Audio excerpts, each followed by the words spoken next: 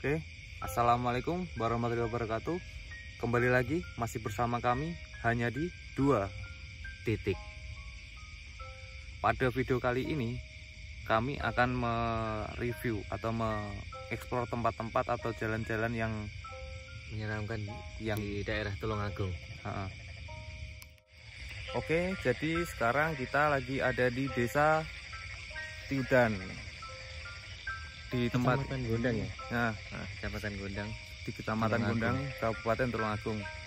Jadi di daerah sini ada sebuah terowongan yang katanya penduduk daerah sini kalau lewat terowongan itu harus ngebel minimal 3 kali. Namanya kenapa? Kalau kita lewat di situ kalau nggak ngebel, katanya penduduk sekitar nanti kita bakal Ikutin sesuatu gitu. Mari kita lihat.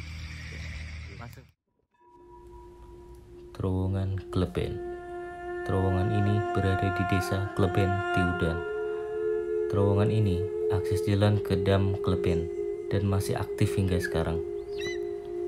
Terowongan sepanjang 60 meter ini nampak dari luar sudah terlihat menyeramkan, atau bagi orang Jawa menyebutnya singklu.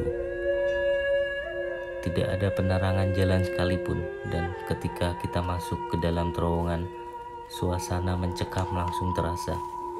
Hawa sangat lembab dan gelap gulita. Sebanding dengan kondisinya, terowongan ini juga mempunyai cerita mistis. Diceritakan oleh warga sekitar, ada sesosok penunggu terowongan yang kerap menampakkan diri dan jahil ke pengguna terowongan ini, sehingga tak banyak orang yang berani melewatinya. Konon katanya, pernah ada seorang laki-laki menaiki sepeda motor melewati terowongan ini sendirian pada malam hari. Lelaki itu merasa bahwa sepeda motornya terasa berat, seperti sedang membawa beban. Dan ketika lelaki itu menoleh ke belakang, ada sesosok pocong berada di belakang lelaki tersebut. Sontak cerita ini menyebar hampir ke seluruh penduduk Tulungagung. Dan hingga sampai saat ini, terowongan ini masih dianggap sangat menyeramkan.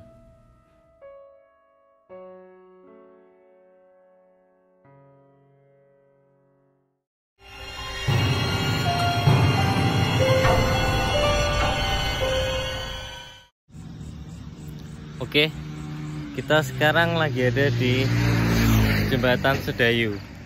Nah, tepatnya persis di depan pabrik semen. Konon katanya di jalan ini sering terjadi kecelakaan.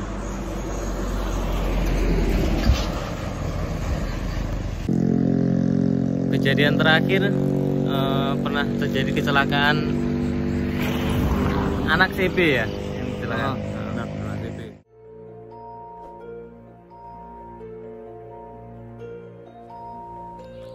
Tragedi pengendara CB tewas di Jalan Sedayu. Tragedi saat itu merenggut nyawa pemuda yang mengendari motor CB. Kronologis kejadian, pemuda pengendara CB melaju dari arah utara ke selatan dengan kecepatan tinggi. Namun naas, tiba di lokasi kejadian, pemuda tersebut mencoba menghindari pengendara motor lain di depannya. Dengan kecepatan tinggi, pengendara tersebut sedikit susah mengendalikan motornya. Dan tepat di TKP, pengendara tersebut terpental dari motornya, terbanting dengan sangat keras ke aspal, sehingga mengakibatkan kepala pengendara motor tersebut pecah berserakan di jalan. Namun, selain diakibatkan kurang hati-hati saat berkendara, banyak juga yang mengait-ngaitkan kejadian tersebut diakibatkan oleh ulah sosok tak kasat mata penunggu jalan.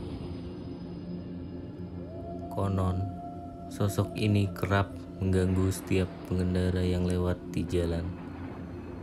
Sosok tak kasat mata ini sering menampakkan diri secara tiba-tiba hingga membuat kaget atau hilang konsentrasi pengendara yang lewat, dan akhirnya terjadi kecelakaan.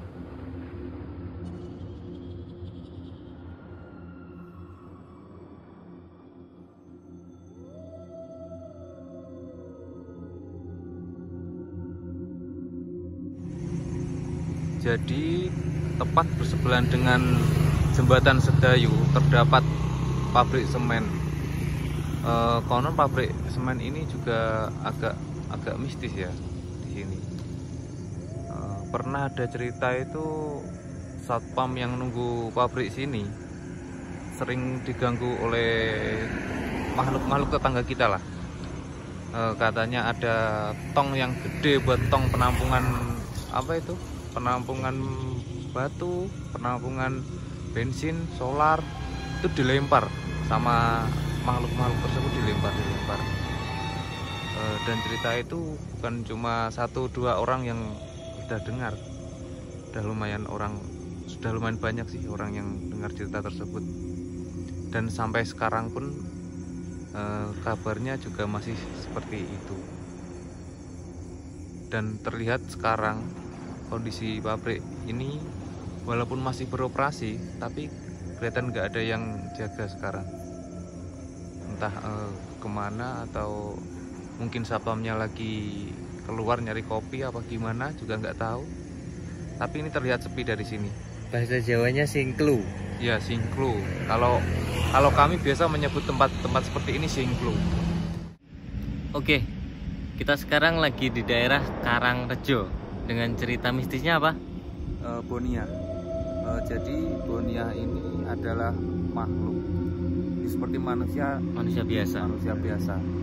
Ceritanya itu dia seperti kalap. Kalap itu dalam bahasa Jawa. Kalau dalam bahasa Indonesianya kayaknya lebih ke gondo makhluk gitu ya. Didemit lah itu. Menurut cerita masyarakat sekitar, si Bonia ini menguasai jalan sepanjang jalan sini ke selatan sampai ke perempatan Cuir namanya kalau tidak salah. Perempatan Cuir. Langsung saja kita telusuri jalan yang kita sebutkan tadi. Banyak legenda rakyat yang hingga kini masih dipercaya sebagai cerita nyata. Salah satunya di Tulungagung. Meski tergolong menyeramkan, misteri sosok Bonia di wilayah Karangrejo bukan hanya dipercaya untuk menakuti anak kecil yang menangis. Namun, banyak yang percaya bahwa ini adalah sosok nyata. Sosok Bonia ini dianggap bijaksana tutur warga setempat. Sosok Bonia ini sering mengirim bahan bangunan ke rumah warga. Dengan cara sosok ini berubah menyerupai manusia dan memesan bahan bangunan lalu dikirim ke alamat yang dituju. Konon, beberapa orang mendapat kiriman material dari toko padahal tidak memesan.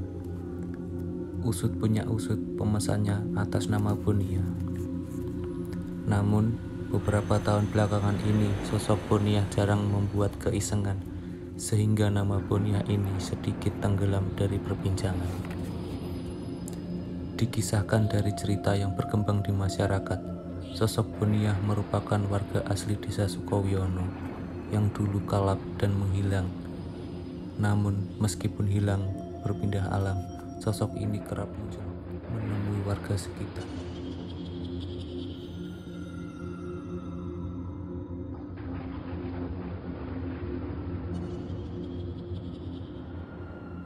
Berikut adalah 3 jalan paling menyeramkan di daerah Tulungagung part 1. Nantikan 3 jalan paling menyeramkan di daerah Tulungagung part 2 hanya di 2 titik.